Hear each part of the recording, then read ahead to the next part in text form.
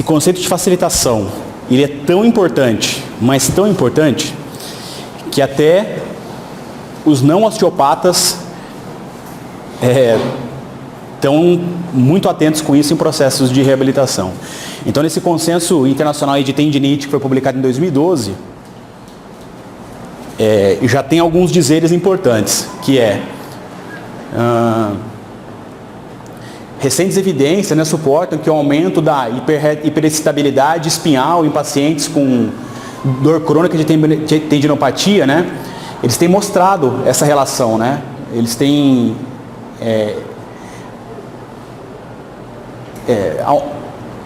eles têm prestado mais atenção nesse aumento de hiperexcitabilidade espinhal em caso de tendinopatia. O que eu estou querendo dizer para vocês é o seguinte: qualquer paciente que vocês pegarem com tendinite, vocês vão ter um segmento facilitado vertebral relacionado àquele ponto de sintoma. Por exemplo, síndrome do impacto do ombro, disfunção em C5. Pode pegar sem medo de errar. A hora que eu trabalhei C5, eu melhoro a condição do paciente. Não estou falando que tratou e resolveu o problema, mas é um ponto que tem que ser observado. Peguei um paciente com uma tendinite patelar, L4, pode pegar e pode trabalhar. E aí, assim, eu estou falando para vocês, mas não precisa pensar em decorar isso como exemplo de aula, porque na hora que vocês estudarem mapa de dermato e inervação, vocês vão saber isso aí de cara, independente do que vocês estiverem pegando. Então a gente vai estudar tudo isso, inervação de lombar hoje. Por exemplo, eu vou estudar segmento lombar. Vocês não estão cansados de estudar músculo? Ah, esse músculo faz isso, esse músculo está ali. A gente vai passar isso hoje em 3 minutos. A hora que eu falar de nervo, aí a gente vai parar. Aí eu vou falar nervo, ilho inguinal, ilho hipogástrico, gênito femoral. Eu vou falar de cada um para vocês. Da importância de cada um, das raízes, dos sintomas, das relações. Porque isso vocês vão cansar de usar em consultório. Na hora que o paciente falar assim, o problema está aqui, vocês vão falar, é tal segmento. Está aqui, é esse nível. E aí que a gente começa a fazer diagnóstico de osteopatia. E é isso que faz a diferença.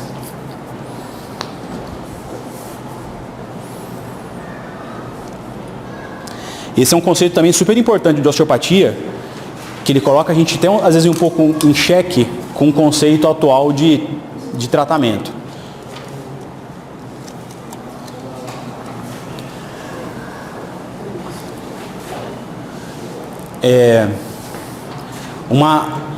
Um segmento ele pode estar em 3 condições. Ele pode estar com a função normal, hipermóvel ou hipomóvel.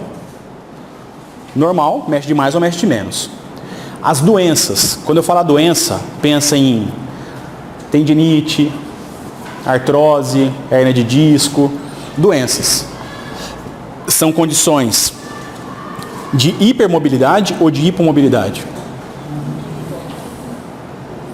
Hipo.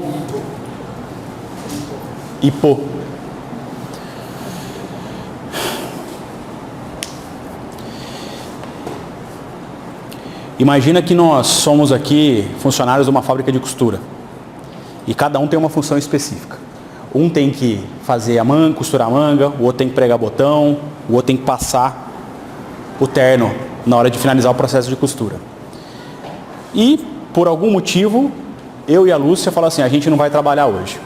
Então a gente está fora desse trabalho, a gente não vai vir. Então eu não costuro a manga, a Lúcia não prega o botão e a outra pessoa tem que passar o terno. Se eu não estou costurando a manga e a Lúcia não prega o botão, na hora que a pessoa for passar, o que ela vai ter que fazer?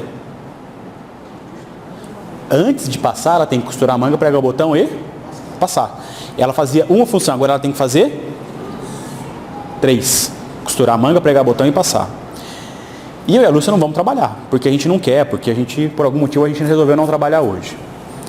Quem tem maior risco de ficar doente? Eu e a Lúcia, que não viemos trabalhar, estamos em casa numa boa descansando, ou a pessoa que tem que costurar a manga, pregar botão e passar o ferro? Quem que está sobrecarregado? Eu, a Lúcia ou o passador? O passador. O passador é hiper ou é hipo?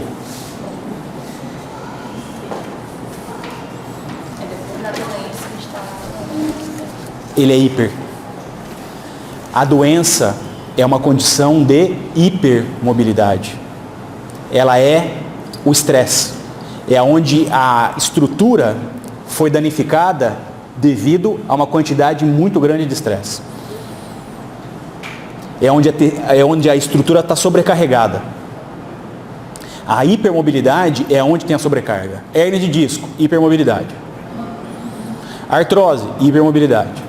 Ah, Bruno, mas hipermobilidade e artrose, mas depois teve uma fusão, teve uma calcificação das estruturas. Ok, pode ter virado uma hipo depois. Mas naquele processo de sobrecarga, era uma hiper. Deu para entender o que eu estou dizendo? Como é que eu faço para o passador que está doente diminuir a carga de trabalho dele?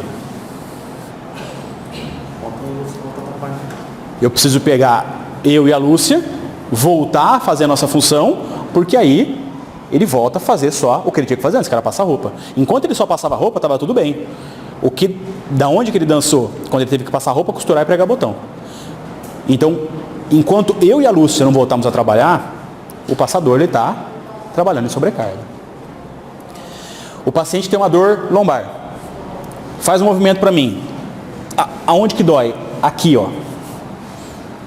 Esse ponto. Isso aqui é uma hiper ou é uma hipo?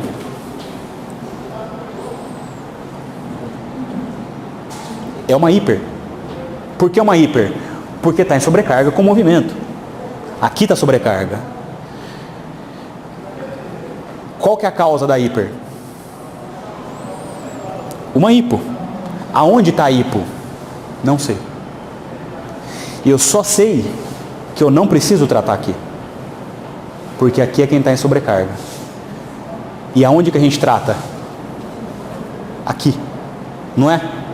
Normalmente a gente não faz isso? Faz isso, dói aqui, ó, dói aqui, então eu vou tratar aqui. Não é isso? O que eu estou dizendo para você é exatamente o contrário. Não precisa mexer aí. Aí é o ponto de sobrecarga. A gente vai achar o ponto de disfunção. Entenderam isso?